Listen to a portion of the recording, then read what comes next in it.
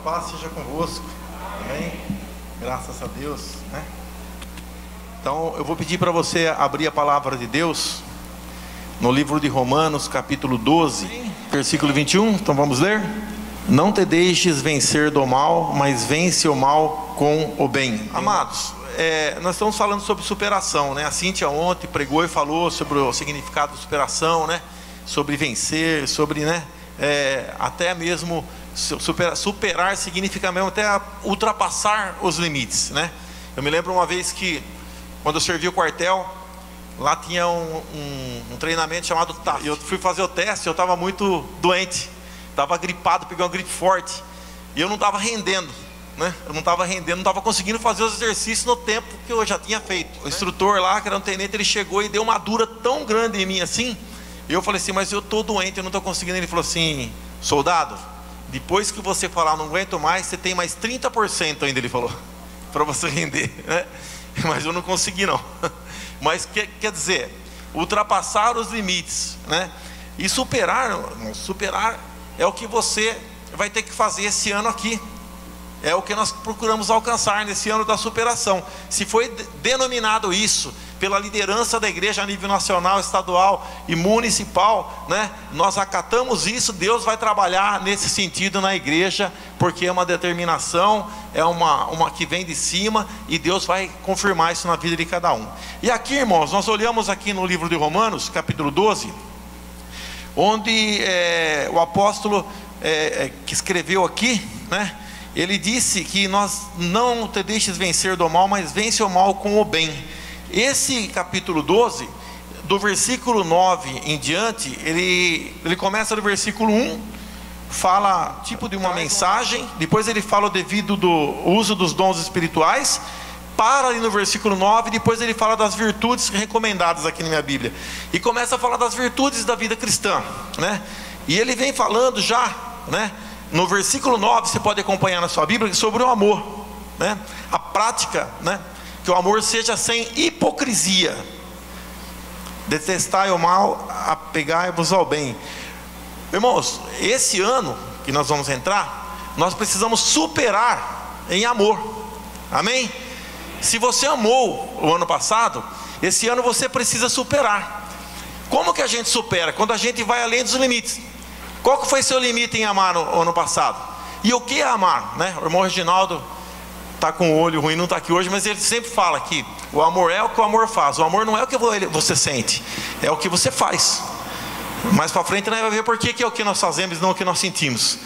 Mas se é o que nós fazemos, o que você fez quando Jesus disse assim, que aquele que me ama guarda a minha palavra, pratica a minha palavra. Então se nós praticarmos mais a palavra de Deus, nós estamos demonstrando que amamos mais a Deus. E aqui falando o que significa o amor, né? No caso aqui, fala o amor sem hipocrisia, não amor fingido. Não aquele amor, eu amo a Deus, mas na hora de orar, na hora de vir ao culto, na hora de praticar a palavra, a gente não cumpre, não faz. Então é o amor fingido, o amor de palavras. João falou o quê? Não ameis só de palavra, mas por atitude. Diga amém. No versículo 9 e 10 ele fala do amor, né? Não ser sem hipocrisia, e amar-vos cordialmente com amor fraternal, amar-vos uns aos outros, né? No versículo 11 ele fala assim, no zelo não sejais remissos, sede fervorosos de espírito, servindo ao Senhor. Fala de trabalho, fala de servir. Você, eu, nós, se nós quisermos ter um ano de superação, nós precisamos ultrapassar o limite em servir a Deus. Qual foi o seu limite em servir a Deus? Às vezes, irmãos, você tinha um cargo na igreja, uma função, fazia visitas, fazia um trabalho, talvez era professor, cumpria alguma coisa, e você foi deixando as coisas com o tempo. Esse ano é ano de você superar, é ano de você arregaçar as mangas e trabalhar na obra de Deus, amém? Então supere isso.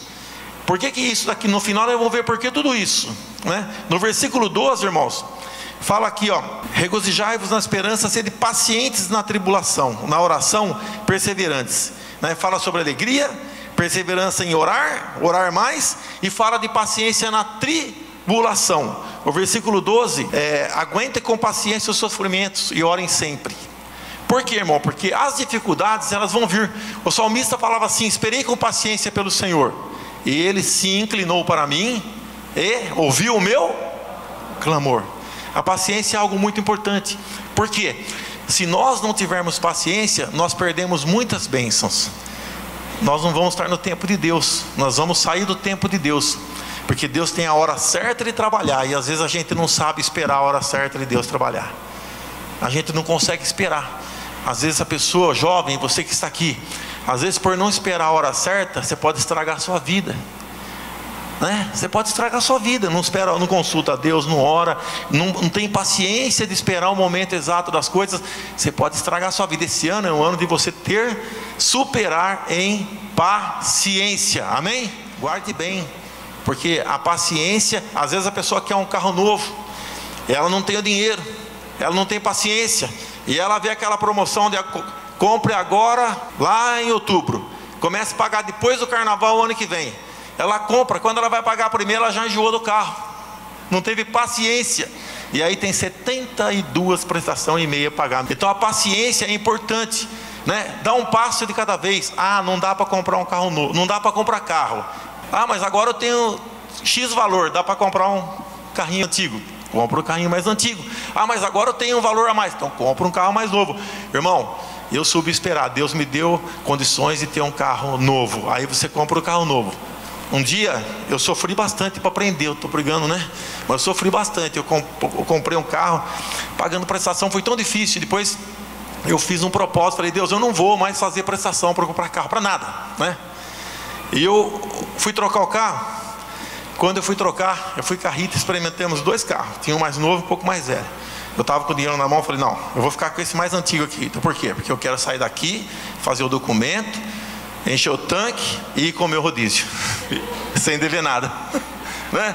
Então você fica tranquilo, tenha paciência. A paciência é de extrema importância na vida do cristão. O cristão sem paciência sofre e sofre demais. Então, versículo 13, irmãos: compartilhar as necessidades dos santos, praticai a hospitalidade, né? Fala no versículo 13. Aí, irmãos, está falando do quê?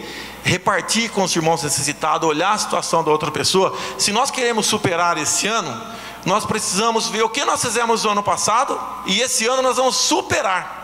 Talvez esse ano aqui você não contribuiu com a SACIEC, né? Naquela cesta básica das viúvas não foi nada seu esse ano aqui. Talvez você viu alguém passando uma necessidade, mas não foi uma pessoa de abrir a mão e ajudar um irmão na igreja. Esse ano aqui, se você quiser superar, abra tua mão, ajude, se aproxime daquele que precisa, faça uma visita. Ah, o irmão está internado, eu vou fazer uma visita. Porque às vezes é fácil, tem alguém internado, fala: ah, eu vou ligar para o pastor fazer, para os pastores, para o obreiro fazer, né? Mas a pessoa às vezes pode também ir fazer essa visita e orar, e às vezes a bênção você pode levar para a pessoa, amém? Versículo 14, irmãos: abençoai o que vos perseguem, abençoai e não amaldiçoeis. Então o versículo 14 é meio complicado, né? Peçam que Deus abençoe os que perseguem vocês. Sim, peçam que Ele abençoe e não amaldiçoe. Aí é fácil, né, irmão? A pessoa pegou na sua veia, te prejudicou, pisou no seu calo, emprestou e não pagou, ainda falou mal de você, e você vai e fala: Senhor, abençoa aquela pessoa. Todo mundo faz isso, né, irmão? Então, irmãos, é importante. Esse é o Evangelho. Daqui a pouco nós vamos ver no final. Esse é o Evangelho. Então, pratique abençoar. A boca do cristão não deve ser quando abre, não deve sair maldição. Não deve amaldiçoar ninguém. Jesus teve todos os motivos para amaldiçoar as pessoas. Quando, depois de sofrer tudo o que ele sofreu na cruz, ele orou ao Pai e falou: Pai, perdoa, porque eles não sabem o que fazem. Às vezes você fala: não, mas a pessoa sabe o que está fazendo. Muitas vezes está sendo usada pelo inimigo, está cegada espiritualmente. Versículo 16 diz assim: tende o mesmo sentimento uns para com os outros, em lugar de serdes orgulhosos, condescendem com o que é humilde, não sejais sábios aos vossos próprios olhos, né? Aqui esse versículo 16 fala: ter cuidados, né, um com os outros, não sejam orgulhosos, mas aceitem, né, ser mais humildes, né, que nenhum de vocês fique pensando que é sábio ou que é melhor. Aqui, irmãos, se superar na humildade, né, é olhando para Jesus. Lá em Filipenses 2 fala que Ele, sendo Deus, ele não assumiu a forma de Deus, ele assumiu a forma de homens, se humilhou e se humilhou até a morte de cruz. Mas sabe qual que foi o resultado final? Qual foi o resultado final? Depois dele se humilhar até a morte de cruz e obedecer, foi obediente em tudo. Deus o exaltou. Diga amém. Então, se você não for arrogante, se nós não formos arrogantes, se nós não achar, porque se humilhar, irmãos, não é você se colocar abaixo dos outros, é você não considerar ninguém acima de você e nem abaixo de você, você conseguir ser igual a todos, amém? Conversar com qualquer um, é tratar bem a todos, né? Ter humildade, é não se achar, mesmo que você, a pessoa tem mais estudo, tem mais preparação, mas você não, por causa disso, você não precisa achar que você sabe mais. Você sabe, mas não precisa jogar isso na cara de ninguém, né, irmão? Isso é importante. Então, se a gente for humilde, lá no final vai vir o quê? A exaltação. Existe um provérbio que fala: a soberba precede a queda, a humildade precede o quê? A honra. Supere em humildade.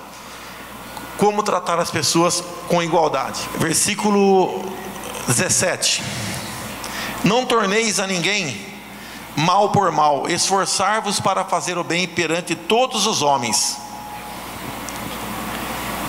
Juntando aqui, irmãos, o 18 e o 19 fala: se possível, quando depender de vós, tende paz com todos os homens. Não vos vingueis vós mesmos, amados, mas dai lugar à ira, porque está escrito: a mim pertence a vingança, eu é que retribuirei, diz o Senhor. Então aqui, irmãos, fala a gente não pagar o mal por mal, a gente não pagar com a mesma moeda. Quando a gente é ofendido muitas vezes, é prejudicado, o nosso pensamento fala: a hora que eu encontrar aquela pessoa, eu vou jogar na cara dela, eu vou falar, né? Alguém já falou assim: se eu pudesse ficar 15 minutos trancado no quarto com essa pessoa, numa sala fechada. Alguém já falou isso daí? Eu já vi alguma postagem de Facebook, eu já pensei isso daí, sabe? Se eu pudesse ficar com essa pessoa trancada, né? Mas a Bíblia fala para não pagar o mal com o mal. Sabe por quê, irmãos? Porque está escrito aqui: a mim pertence a vingança, eu é que retribuirei, diz o Senhor. A ordem para o povo é não pagar o mal por mal. E eu falo desse texto hoje, mas já vivi esse texto, onde eu já tive a oportunidade, né, de a pessoa fazer o mal para mim, e eu retribuir o mal. Fui incentivado a isso, fui levado a isso, fui motivado a isso, mas na hora de agir, eu agi ao contrário. Conversei com a pessoa e orei pela pessoa. O resultado foi: a pessoa chorou na minha frente, né, e depois ela ainda acabou, né, não digo assim virando um amigo, mas teve outra visão da gente. Teve outra visão. A Bíblia funciona, irmãos. Quando você pratica a palavra de Deus, ela é infalível. Nós somos falhos. E depois no versículo 20, irmãos, fala assim: pelo contrário, se o teu inimigo tiver fome, dá-lhe de comer, se tiver sede, dá-lhe de beber, porque fazendo isto amontoarás brasas vivas sobre a cabeça dele. Olha o conselho que a Bíblia dá. A Bíblia, irmãos, manda a gente, não falha, a Bíblia não falha, mas ela manda fazer aquilo que é difícil para a gente, como ser humano. Porque o ser humano tem facilidade em infringir. Deus deu 10 mandamentos, o ser humano infringiu os 10 na época. Eles obstruíram os 10. Eles queimaram o filme. Então nós temos dificuldade de praticar, porque o nosso ímpeto é querer vingança, é querer o mal, é criar ódio, é criar rancor, é criar mágoa. E como que a gente pode superar nesse ano que vem? Se a gente contrariar tudo isso. Voltando aqui, irmãos, aqui em Mateus, Jesus disse em Mateus capítulo 5, versículo 43, assim: ouviste o que foi dito? Amarás o teu próximo e odiarás o teu inimigo. Eu, porém, esse eu, quem que é, irmãos? Não escutei, quem que é? Ainda não escutei, quem que é? Amém. Jesus disse: eu, porém, vos digo, amai os vossos inimigos e orai pelos que vos perseguem. Lembra que eu falei lá que amar é praticar e não sentir? O que a gente sente contra o inimigo? Às vezes a gente está com raiva, né? Olha, sente antipatia, raiva, ódio, alguma coisa assim. Mas mesmo você sentindo isso, se você praticar diferente do seu sentimento, você está amando. Você fez o que a Bíblia mandou. Olha, se eu fosse fazer a minha vontade, eu pegava na esquina, pegava na saída, como diz a escola. mas eu vou fazer a vontade de Deus. Senhor, fez isso, coloca na tua mão. Peço que o Senhor salve essa pessoa, que o Senhor alcance com o teu poder, com a tua misericórdia. É assim que Jesus disse. E o que ele diz no versículo 45? Depois ele falar que nós temos que amar nossos inimigos e orar pelo que vos perseguem, para que vos torneis filho do vosso Pai Celeste. Então por que a gente tem que abençoar aquele que nos amaldiçoa, fazer o bem para aquele que nos faz o mal, amar os nossos inimigos? Para que a gente tem? Diga assim: para ser filho de Deus. Agora complicou, irmão. Agora complicou, mas não foi eu que disse, foi Jesus que disse, irmão. Não sou eu que estou dizendo, é Jesus que disse. Foi Ele que disse. Para ser filho de Deus tem que agir assim. É para ser filho de Deus. Nós estamos, muitas vezes, estamos tão perto da palavra, mas estamos tão distante nas nossas atitudes. Vamos superar nesse ano? Quem quer superar nesse ano? Depois ele disse assim, porque no versículo 46, porque se amardes os que vos amam, que recompensa tendes? Fazer o bem para aquele que só faz o bem para você. Não fazem os publicanos também o mesmo? E se saudardes somente os vossos irmãos, que fazeis demais? Não fazem os gentios também o mesmo? Aí no versículo 48 ele diz uma coisa mais facinha ainda, irmãos. Fala: portanto sede vós perfeitos, como perfeito é vosso Pai que está no céu. O que Jesus disse aqui, irmãos? Para mim e para você ser perfeito como Deus. Está assim na sua Bíblia? Então está mandando você ser perfeito como Deus. Irmão, você está pedindo muito. Não foi eu que pedi, é Jesus que pediu. Mas eu não estou conseguindo ser igual a Deus, irmão. Lute até conseguir. Mas eu não vou conseguir enquanto eu estiver vivo. Morra tentando. Morra, parte daqui tentando. Tem outras passagens. Sede imitadores de Deus, como filhos amados. Está registrado lá também na palavra de Deus. É nisso que nós temos que nos superar. Se nós quisermos ser vitoriosos, ultrapassar os limites, é nisso que nós temos que superar. Para concluir, irmãos, quando Jesus falou, se ele estivesse aqui hoje, ele não falaria daquele jeito, né? Se ele falasse assim: por que vocês andam ansioso pelo carro zero? Porque naquela época não tinha, né? Pela roupa de marca, né? Eu não conheço alguma marca famosa de roupa, né? Mas pela roupa de marca. Por que vocês querem casas luxuosas, ficam ansiosos por causa do, por isso, por aquilo? Olha, vejam as flores, vejam os lírios, vejam os pássaros, como que Deus trata. Eles não pedem nada disso, Ele dá tudo. Depois ele termina falando assim: mas buscai primeiramente o reino de Deus e a sua justiça, e essas coisas todas vão ser acrescentadas. Irmãos, as pessoas que marcaram a história não foram as pessoas que buscaram coisas materiais. Se você olhar a vida de Moisés, ele buscou a vontade de Deus, ele aceitou a vontade de Deus. Se você olhar a vida de Abraão, ele deixou tudo e obedeceu a palavra de Deus, e foi pela palavra, pela promessa de Deus. Se você olhar a vida de José, ele foi e obedeceu a palavra de Deus. A obediência à palavra de Deus fez com que ele fosse um agente transformador. Ele foi para a cisterna, saiu, foi para a casa de Potifar, transformou a casa do homem. O homem confiou tudo na mão dele. A mulher tentou seduzi-lo, ele foi para a cadeia, chegou lá na cadeia, ele era uma pessoa que servia. Eu falei sobre trabalhar, superar em trabalho aqui nessa parte. Ele era um homem trabalhador, voltado para Deus. Eu fico pensando em José entrar na cadeia assim, né? Na hora que ele chegou lá, que o homem foi abrir a cela, o cadeado não abria. Ele falou: não, peraí, eu sei o que tem que fazer. Eu tenho um grafitinho aqui, eu vou passar e já fica bonito. Ele já começou a servir, fazer as coisas certas, ocupou seu espaço, marcou a história, se tornou um dos maiores governantes que a palavra de Deus fala. Se você olhar a vida de Davi, foi a mesma coisa, escolheram servir a Deus. Então, irmãos, se você olhar a vida de Daniel, estava com todo o povo de Deus escravizado. Ele parou, falou: opa, eu não vou me contaminar, eu vou servir a Deus.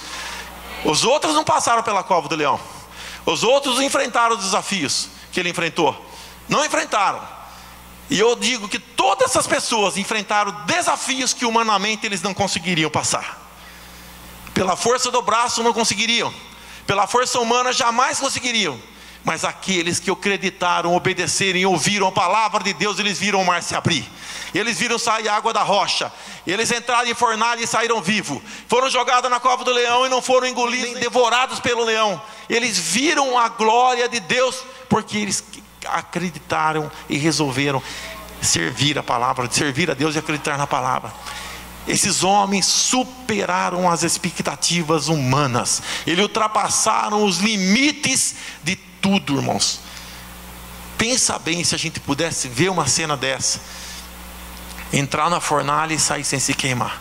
Ficar lá a noite inteira na cova dos leões, ficaram vários dias sem comer e sair de lá sem ser devorado. Pense bem nisso. Aí você fala assim, mas irmãos, é naquela época. Não, o mesmo Deus que eles serviram, eu e você servimos também.